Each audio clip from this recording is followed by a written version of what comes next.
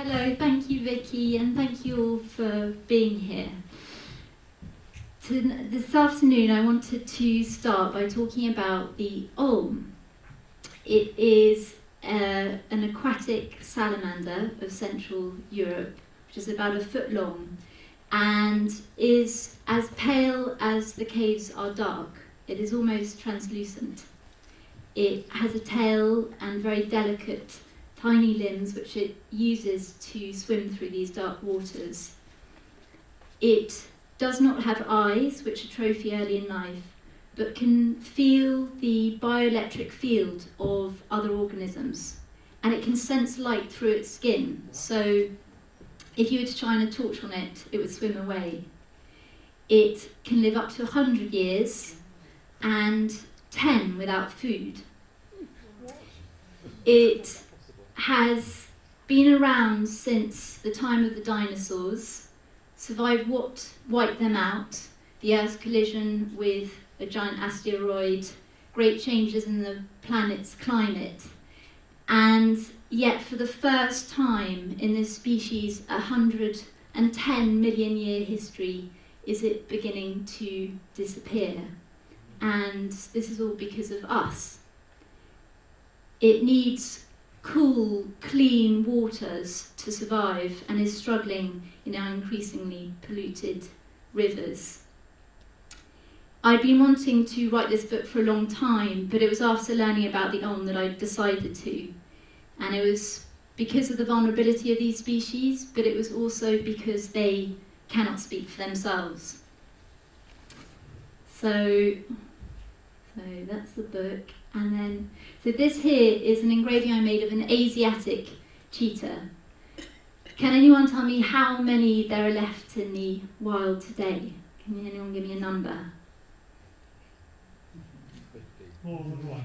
So there's more than one. There are 12. 12. There are just 12, and just 2 of these are thought to be female. Sorry, 2 of these are female, sorry.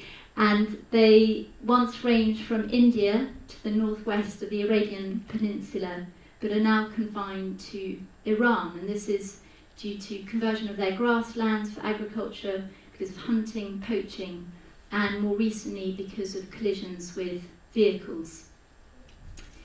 And cheetahs around the world have been reduced to just 9% of their original range. So why it was so important that this animal should be on the front cover of my book is I felt that if such a majestic, charismatic animal, the fastest land mammal in the world, could be made so vulnerable, I felt what hope is there for maybe less glamorous creatures like plankton. So if you can all take a deep breath all together.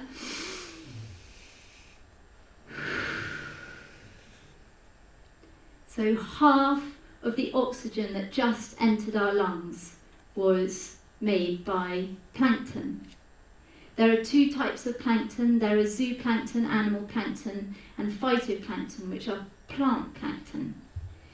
And like plants on land, they don't just produce oxygen, but they also sequester huge amounts of carbon dioxide. So 1/4 of all the CO2 that we emit is absorbed by plankton. But what is happening is that we are allowing so much into the atmosphere, their ability to absorb it has been outpaced. And this carbon dioxide enters the oceans and is making it more acidic. And a lot of these animal planktons have shells to protect their bodies, and these shells are beginning to corrode. They do so many important things. One of the coolest, one of my favourite, is that when they feel the too much UV radiation, plankton will emit a chemical known as dimethyl sulfide. And dimethyl sulfide gives the sea its particular aroma. So that one we all know that's particular to the sea, that's that chemical. And when it's released and it reacts with light, it forms clouds.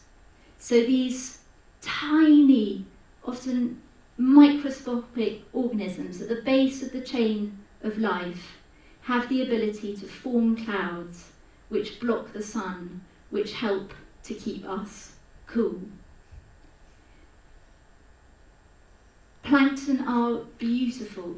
If you were to take a teaspoon of plankton and look at it under a microscope, it would be like looking at the night sky through a telescope, at distant planets, at little suns.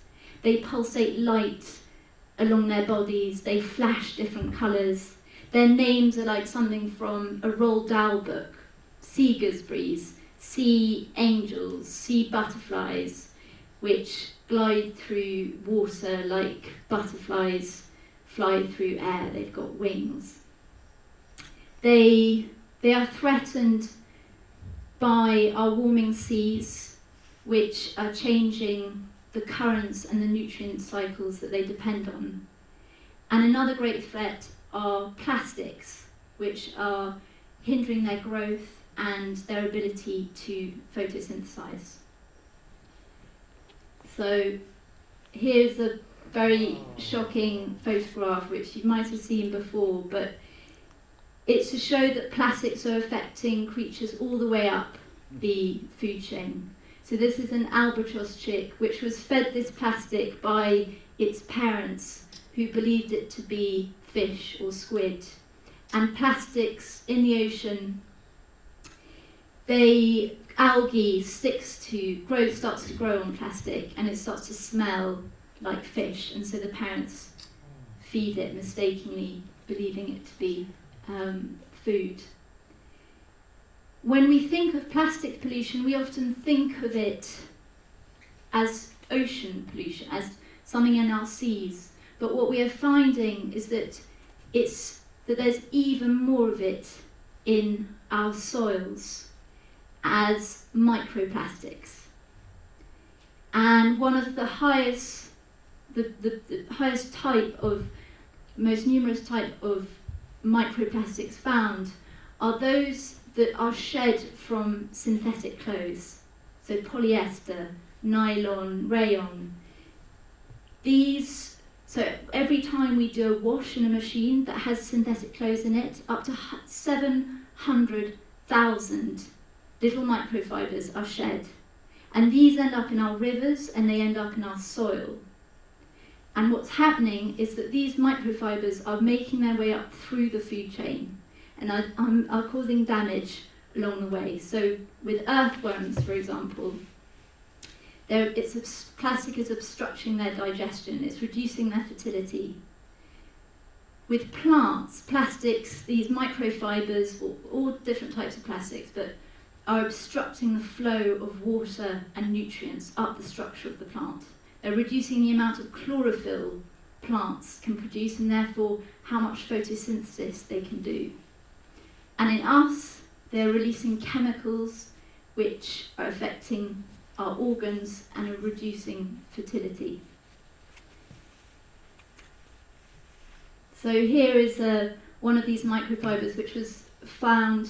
It's a bit of polyester from a jumper, and it was found in a common black beetle. So talking of beetles and soil, this is one of the heroes, much needed heroes of the earth, which is, I'm sure you've all seen one, it's a dung beetle. We've got about 60 species of dung beetle in Britain. There are 3 types of dung beetle. There are the dwellers that live in the pats of dung themselves. There are the tunnelers, which burrow tunnels beneath the pat of dung. And then there are the rollers that make these amazing balls of dung and then roll them away. And they are so important. By drawing dung into the ground, they feed the soil. By burrowing these tunnels, they allow water to drain more easily, they aerate the soil. They stop the spread of disease. Dung beetles are responsible for removing up to 70% of all the dung in the Serengeti. Male and female dung beetles meet by pats of dung, or many of them do, and the male will often do a handstand and then strike its bristly legs against its abdomen, which releases hormones, and then if the female likes him, they'll construct a a ball of dung together. This is for the roller beetles. And then and then she'll climb on the ball, and then he rolls her away, which is pretty romantic. Yeah. Yeah. This particular species is native to South Africa, and it's particularly remarkable because it is one of only 2 other species apart from our own which is known to navigate by the light of the Milky Way. The pupils of its eyes are unable to distinguish individual stars, but see the Milky Way as a single beam running across the night sky. And so how dung beetles roll their ball is upside down and backwards. They have their forelegs to the ground, their back legs to the night sky, and they're pushing this ball often many times their size backwards. And then every so often they'll climb onto this ball, do a 360-degree turn, looking up at the night sky, and then they go back, push the ball, and what they're doing is every time they're looking at the night sky, they're referring back to the previous image they had to see if they're going in a straight line. So how a brain the size of a sesame seed can hold such complexity and distinguish such infinitesimally small changes is a mystery to us. What's happening is that our cities are getting bigger and they are getting brighter, and they're obscuring the light of our stars. So we're making the task of this creature much, much harder. And I was in a school recently, and it was a group. I was giving a talk, and it was a group of about 30 students. And I said, who of you have seen the Milky Way? And only 2 of them put their hands up. So what we are doing is not only making the task of this creature who lives and dies by stellar navigation all the harder, but we are also depriving ourselves of an incredibly important human experience to be able to see the light of our galaxy. They're also threatened by, in a bigger way, by the intensification of agriculture and the use of parasitic drugs we give our livestock.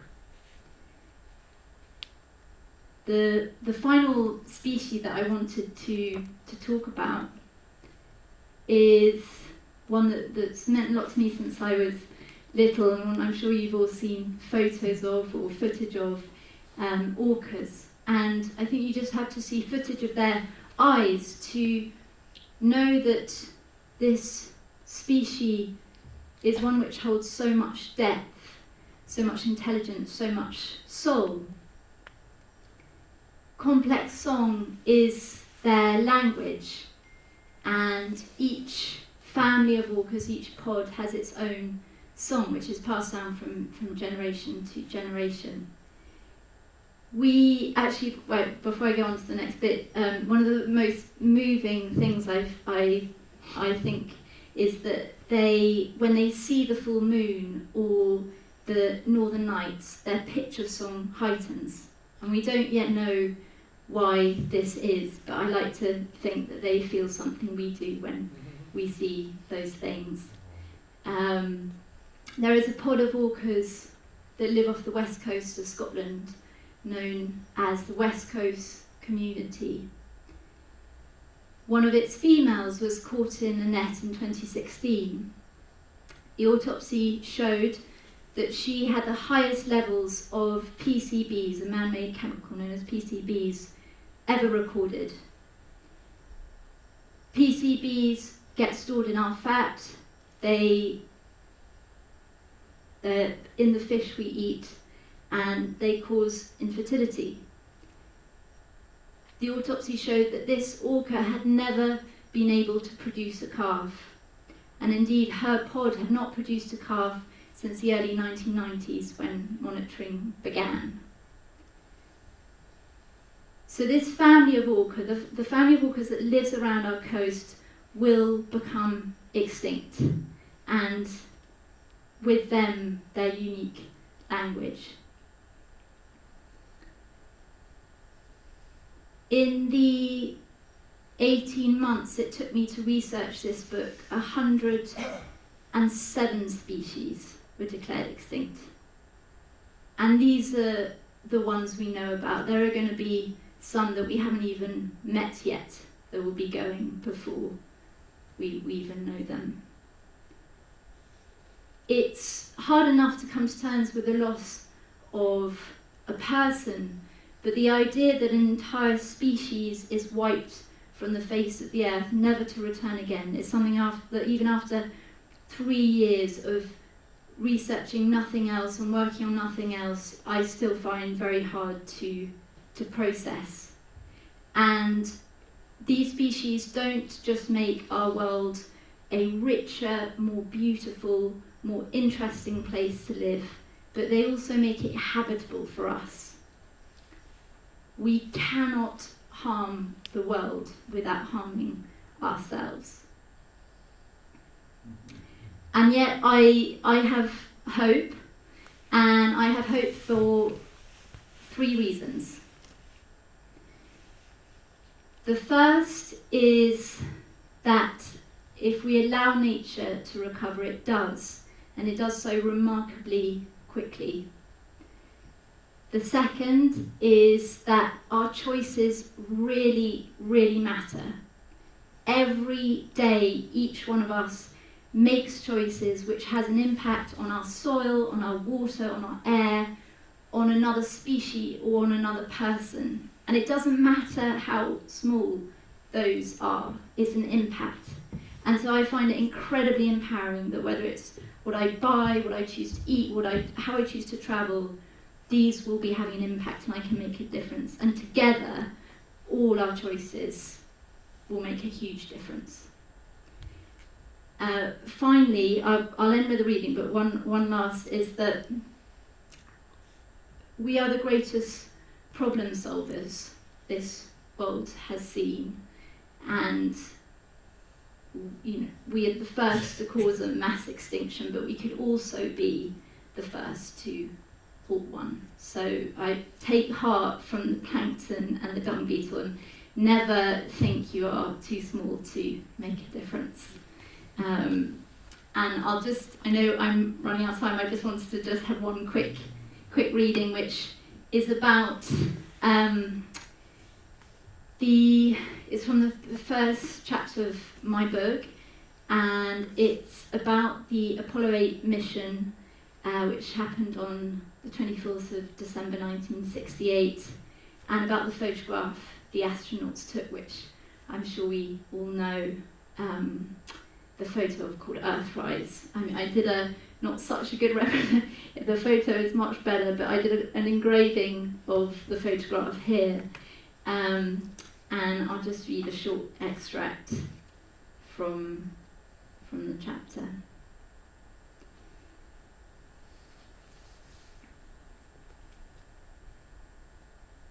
And that was the image they brought back. The Earth, bright with colour, glows beside the monochrome edge of the moon and hangs in the emptiness of space. In the photograph you can see the gleaming oceans and swirling whirls of cloud. Through the gaps in these you can just discern the browns and greens of Africa. Even from 376,000 kilometres away, the planet looks as if it is dynamic, alive. They had gone for the moon, but returned with the Earth. The earliest photographs of our planets were blurry fragments of the whole. This was the first time anyone had taken a colour photograph of the Earth with the moon. It showed how beautiful the world was, how vulnerable, how alone, and how unlike anything else. It emerges from an infinite darkness blacker than night. Earthrise was photographed at the height of the Cold War. As a matter of prestige, both the USSR and the USA were in a race to the moon. The Apollo 8 mission was sent to find landing sites, not to photograph Earth. During the entire existence of our species, this unintended moment was the first in which we were able to see the Earth's beauty in its wholeness. 50 years after the Earthrise photograph was taken, Frank Borman said, What they should have sent was poets, because I don't think we captured in its entirety the grandeur of what we had seen. Belanders, who pressed the shutter release, observed, "We were all awestruck at the beauty of the earth in its colour against the blackness of space." And Jim Lovell, just after the Apollo 8 mission returned, said, "You really don't understand what you have here until you leave it." Thank you.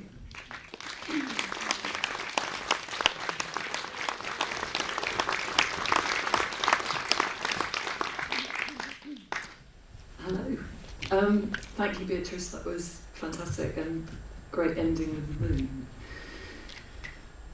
Just a quick say something about the slides. They give no indication of the scale of the drawings. So some of my drawings, some of them that are up there are like tiny. Some of them are much bigger.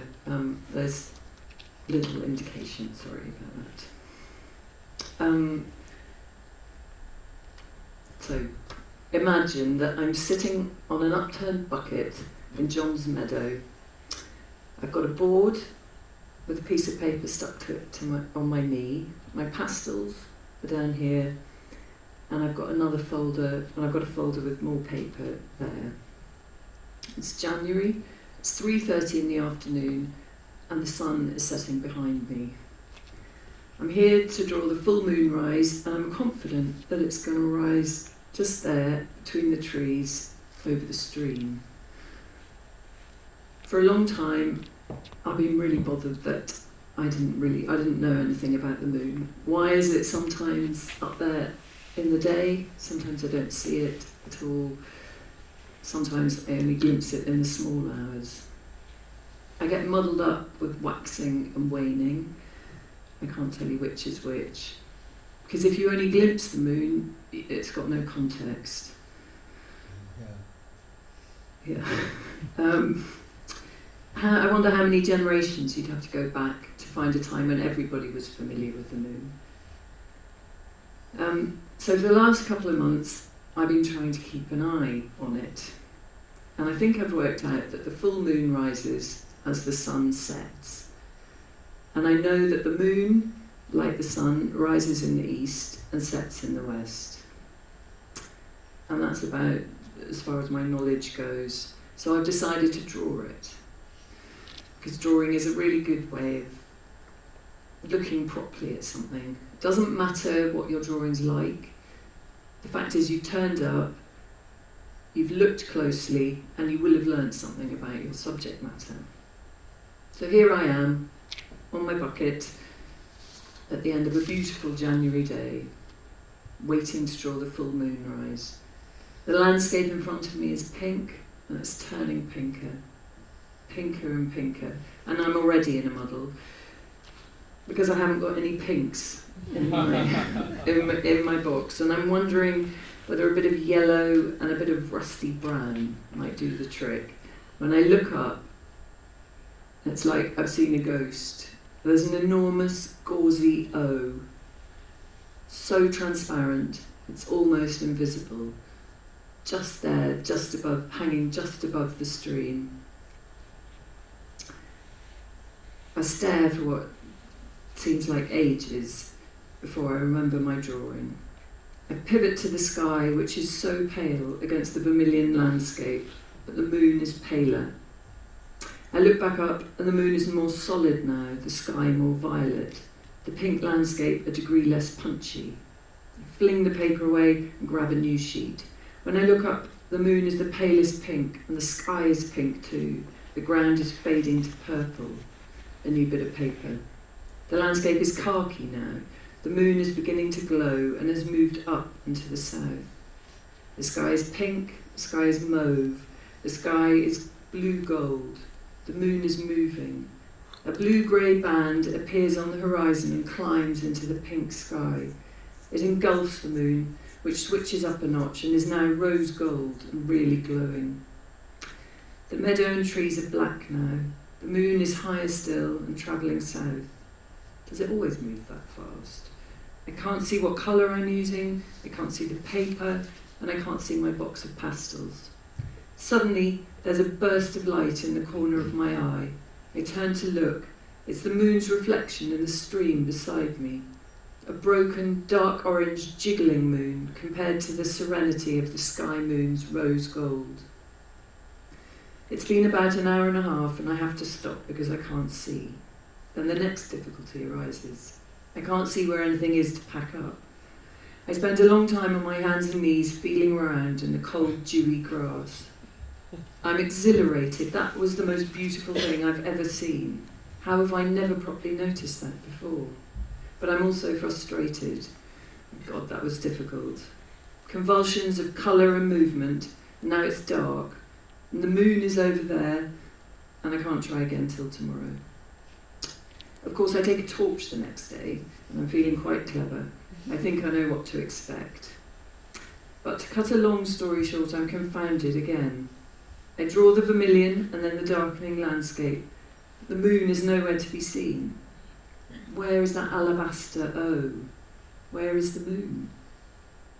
Eventually, I think I'm hallucinating a glow halfway up the hill, and then slowly a molten orange ball rolls into the sky. All my pastels appear black in torchlight, but at least I can see the marks I'm making. Although to see anything beyond the torchlight, i.e. the landscape and the moon, I have to turn it off, which means my eyes have to adjust to the dark. My subject matter is moving fast, and the whole process of being alternately blinded by torchlight and then waiting for my eyes to adjust makes the simple process of drawing excruciatingly slow. The next night, it's worse. The moon doesn't make an appearance until 6:15, by which time I've lost my sense of humour. I'm freezing and quite annoyed that any thought of composition has gone out of the window. I can't fit the stream into the drawing as the moon finally arises at the top of the hill. Tonight it's as red as an oyster catcher's eye, and its leading edge is very noticeably missing. Rather surprisingly, those first 3 nights had everything to set me off on a fascinating 2-year adventure. First, I wanted to know what the hell was going on with those moonrises. Why were they in different places and at different times every day? I wanted to work out the pattern because I was sure there must be one. Well, there is, but it's complicated. First, you have to understand the basics, that the moon is going round us as we go round the sun, and that we're spinning as well and tilted. The moon does a complete orbit of Earth every 27.3 days. When the moon is directly between us and the sun, and we can't see it because of the sun's brilliance, that's what we call a new moon. It rises at the same time and at the same point on the horizon as the sun. It moves through the sky with it and sets in exactly the same place and time. As it moves around and away from the sun, it appears to grow, and that's what we call waxing. It takes about 2 weeks to move round until it's directly opposite the sun. Front on, facing the sun, it's a full moon. It's doing the exact opposite of the sun, time and position on the horizon-wise. Its altitude will be opposite too. A January full moon is high in the sky, as opposed to the January sun, which is low. For the remaining 2 weeks of its journey round the Earth, it will appear to be shrinking. We call it a waning moon. It eventually catches up with the sun again and is invisible, but the sun will be in a slightly different place because we have moved. We're used to the idea of the sun rising and setting in different places on the horizon throughout the year. Well, the moon is doing that too. It just does it quicker. Each month it covers the same ground as the sun does in a year. So of course, every 24 hours it will have moved. From here, planet Earth, the sun and moon and planets all appear to move through the sky from east to west. They all follow the same path within a few degrees. This is handy for viewing, but muddling for understanding what's actually going on. They all appear to move through the sky, but in reality it's we who are moving. However, it isn't as simple as that. I was baffled by occasional big jumps along the horizon and the differing altitudes of phases of the moon at certain times of year. Trying to understand this leads you further out into space, because getting to grips with observing the moon, as you've already guessed, is really all about the sun, as well as the spin and the tilt of the Earth. Learning the stars is helpful, because you then have a background of things to pin it to. The motion of the moon around the Earth is way more complicated than I could ever have imagined. I found myself reading about nodes, elongations and inclinations, syzygy, apogee, ecliptics, elliptics and lunar standstills. Google even answered some of my questions with mathematical equations full of symbols. I found myself getting drawn into such baffling concepts that I had to remember I was just an earthling trying to draw the moon. My familiar home landscape was made unfamiliar by darkness, and following the moon round its horizons made me see it in a different way. I realised that the stream, which runs more or less west to east, is like an equinox line. The sun sets to the north of it in the summer and to the south in the winter. The two equinox full moons rise just above the bridge, but only the one in March turns the water cherry red. The September full moon is hidden from the water by leaves. I now know which oak marks the furthest northeast that the sun or the moon ever rise during the year. In my head, it's called the Norfolk now. It's just one of many along the road, but to me, it's now connected to the heavens. I've also rather grandly named a grassy patch in a horseshoe of brambles the summer moon viewing room. I got to know the routines of the creatures of the twilight and the night. The busy twilight changeover has, I think, become my favourite time of day. Every creature seems to be on the move. Deer and hares coming out into the open. Gulls catching the last pink light as they head to the coast to roost. The joyous gathering of crows and rooks and jackdaws. Silent sideways woodcock. The mosquitoes at home are huge and hungry. They had 2 very good summers gorging on me. I heard the nightly shrieks of moorhens as the whistling otters arrived from downstream to terrorise them. I gave one poor otter such a fright it fell off a plank over the weir. I still feel bad about that. Tawny owls performed their nightly call and response concerto, while bats jinked after moths around my head. For drawing in the dark, I tried head torches, lanterns and red light. All were hopeless. They got in the way. They created a barrier between me and the darkness. It wasn't until I realised that I couldn't expect to draw in the same way as I do in daylight, and that my expectations of what a drawing is, or should look like, were too narrow, that I began to find a new language for drawing in the dark. Drawing is meant to be immediate. It's the easy connection between eye, brain and hand. It's not rocket science. So I put the torches back in the cupboard, taped smaller pieces of paper to my board and took only 4 or 5 pastels with me. I could identify them by feel. For instance, the yellow is a tiny stub, pink might be new, it's still got its wrapper on, that sort of thing. Finally, I relaxed and began to draw. I also read a bit about my eyes, about the cones in the centre of the retina, which see colour and fine detail. They work in strong light, mainly daylight, and the rods which come into play in low light. They don't detect colour, and it's them that make the world slightly fuzzy at night. I realise our eyes are incredible. They are a superpower, and yet, with electric light, we seem to have discarded half of it. We don't need artificial light to exist very happily on this planet. We just need to slow down a bit in the dark. And of course, what I found was that it's surprisingly full of colour. I didn't know until I was outside every night that shooting stars come in an assortment of colours, sometimes red, green, even turquoise. It depends on their chemical composition. For instance, a piece of magnesium burns green as it enters Earth's atmosphere. The yellow one is made of iron. I hadn't anticipated the endless pinks I would encounter either. Oh, the pleasure of the subtle rainbows of pinks, reds and browns that the moon paints onto moving clouds.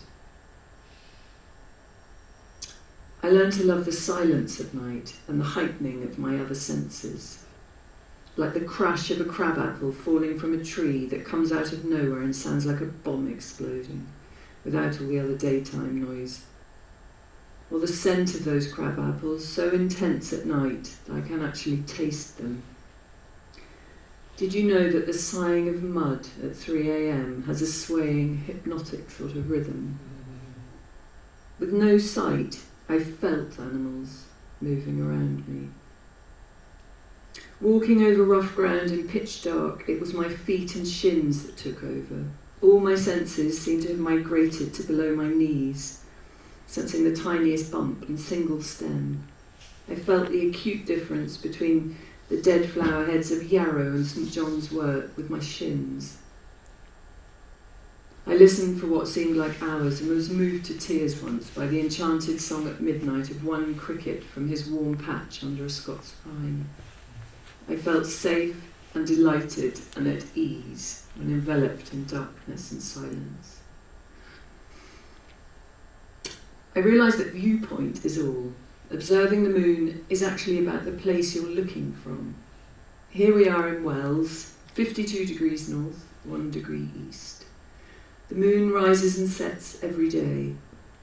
Each time it rises, it's a different shape.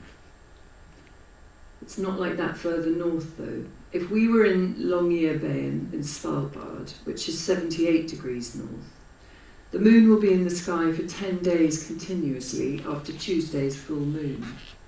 We'll be able to watch it shrinking in real time until it disappears with the new moon. It will then remain hidden below the horizon until just before it's full again in November. I don't know why.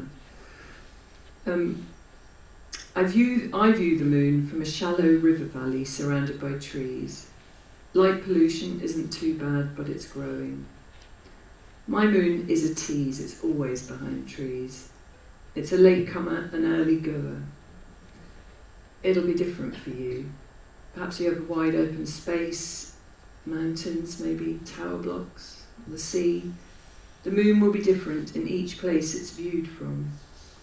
Unexpectedly, I learned that the moon is local. Looking back, I can see that the first time I went out to draw the full moon rise, all my stars must have been aligned. Firstly, it was a clear evening in January. Clear evening on the day of a full moon isn't a given, let alone in January, so that was my first stroke of luck. Secondly, the moon rose exactly where I thought it would. After 2 years of endlessly losing it behind trees, I look back and marvel at my naive good fortune with that. I've never seen it rise exactly there since. And lastly, it was January 2020 when I went out that first time. I didn't know it, but COVID was about to hit, and I had 2 strangely quiet years ahead of me. Perfect for really getting to know the moon.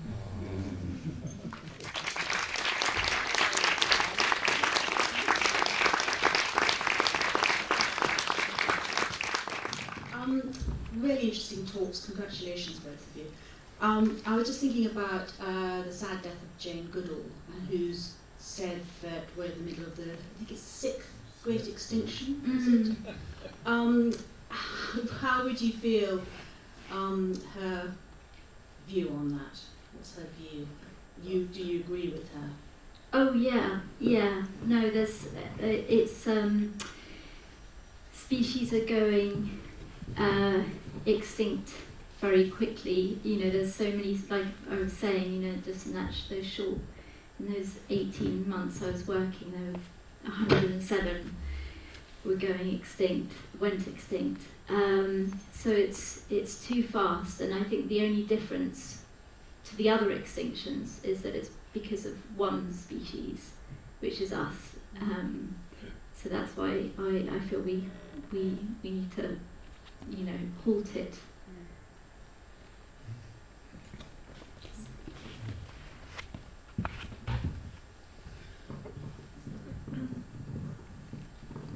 Hi, this is a message. This is a question for Tor.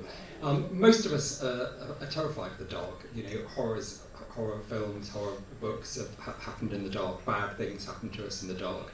Yet you seem to welcome the dark. You seem to have made it your home. It's a warm blanket for you, in which it heightens heightens your senses. Were you frightened when you started off sitting in the dark in the middle of nowhere in southwest Norfolk? And how did you come to terms with it, as you obviously have? Yeah, I think I wasn't frightened because I was trying to draw. I was annoyed with it more, that, that it got dark and I couldn't see. And it was only, I think it was only when I got rid of torch light that I began to, when I jettisoned artificial light, that I really began to love it. And I hate going out with a torch now, because you can see. You just have to wait for your eyes to adjust. I did get. There was one moment. There were the photographs that were flicking through. There were some pictures of some water buffalo, which we had at that point. And there was a moment when there was a sort of weird coughing noise, and I thought, oh God, I forgot to check whether they were locked into the far field. And they're black, and it was dark, and I was a bit worried then. But I wasn't. I was more annoyed with the dark than frightened by it.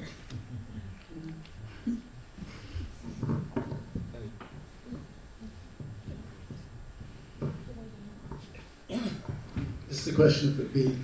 Can you tell us more about the first species, the elm? How do we know it lives, did you say 100 years or 1,000 years? Oh, I don't know how. It's got a very low metabolic rate, so it can bring its heart down to just 2 beats per minute, which is very unusual for small species. But I don't know. I don't know how they know it lived. They must have done some studies on it. But it's rather beautiful looking. It's known as baby dragons locally, because it looks like a very pale, and it does look translucent. You can see its blood vessels are very close to its skin. And what's unusual as well about it is it hasn't totally left its larval stage. It's got kind of feathery gills. And again, it hasn't got eyes, so it's extraordinary looking. But it can, and then can not eat for 10 years too. So, but I think they're studying it because it's so unusual.